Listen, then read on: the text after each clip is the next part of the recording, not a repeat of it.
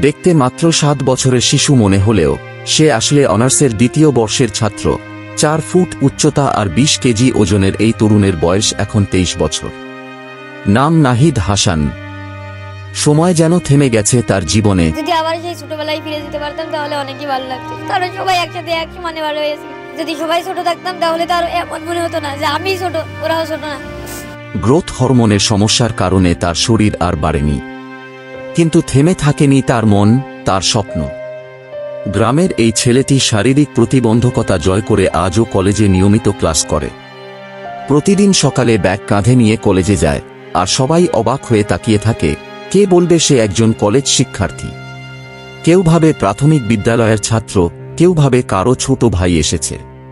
কিন্তু এই ছোট দেহের ভেতর লুকিয়ে আছে এক বিশাল সাহস আর অদম্য ইচ্ছাশক্তি।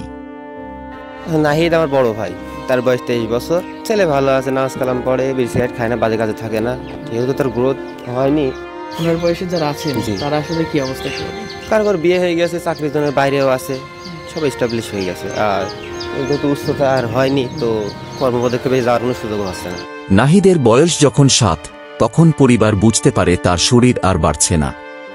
চিকিৎসকেরা জানান চিকিৎসা সম্ভব, কিন্তু খরচ প্রায় 15 লাখ টাকা, যা তার পরিবারের পক্ষে অসম্ভব। তখন থেকেই নাহিদ সবকিছু আল্লাহর হাতে ছেড়ে দেয়, হাসি মুখে মেনে নেয় নিজের ভাগ্য।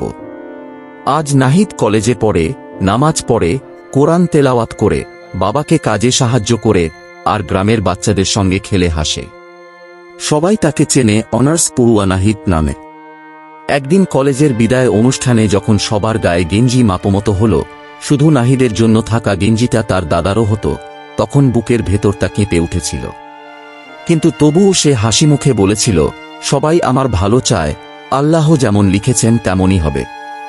নাহিদের স্বপ্ন ছিল ম্যাজিস্ট্রেট হওয়া। এখন হয়তো তা সম্ভব নয়, কিন্তু সে বিশ্বাস হারায়নি।